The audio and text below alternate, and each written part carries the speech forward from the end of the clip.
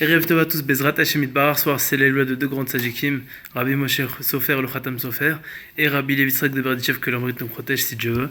Il y a une très très belle histoire sur Rabbi Levi Yitzhak de Berditchev, qui est très très connue, et même que j'ai raconté plein de fois, mais ça vaut le coup de la raconter à chaque fois, parce que Baruch Hashem ça rappelle le sroud du tzadik, et en même temps que le sroud du tzadik nous protège, Bezrat Hashem, il nous amène que des délivrances à chacun, à chacune, en espérant qu'on puisse s'imprégner de son empreinte de Gdusha, de cette mida incroyable qu'il avait, de toujours voir le point positif chez l'autre, et tout le temps essayer de faire en sorte de ressurgir le bien, malgré que personne n'est parfait, chacun il a des qualités, chacun il a des défauts, parfois même des défauts qui sont en majorité malheureusement chez certaines personnes, mais regarder toujours le point positif.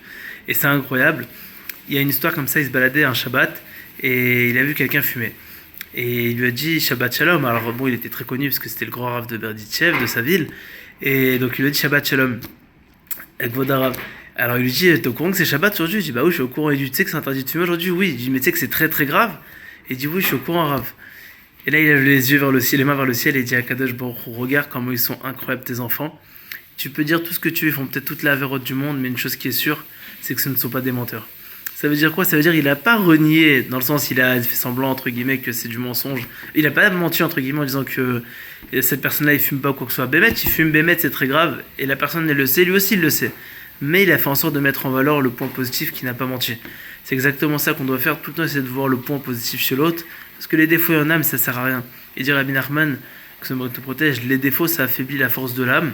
Et ça fait ressortir les mauvaises odeurs, toutes les mauvaises choses de l'âme, ça les fait ressortir. Mais au contraire, quand on voit le positif, non seulement on nous motive, donc on donne envie de la personne d'avancer encore plus, mais surtout ça donne des forces qui sont extraordinaires. Et même la Gemara a dit qu'il y a 4 choses qui ont besoin de renforcement, et c'est les choses entre guillemets les plus importantes. Ce qui est le Derech Erez, ce qui est la Torah, la Tfila, le Chesed.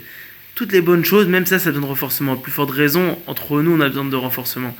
Donc Bezrat Hashem, qu'on puisse toujours arriver à essayer de voir le point positif si tu veux. Et Bezrat Hashem, par ce mérite-là, qu'on puisse amener le Mashiach. Voilà, des très très bonnes nouvelles. Shabbat Shalom Mevorach.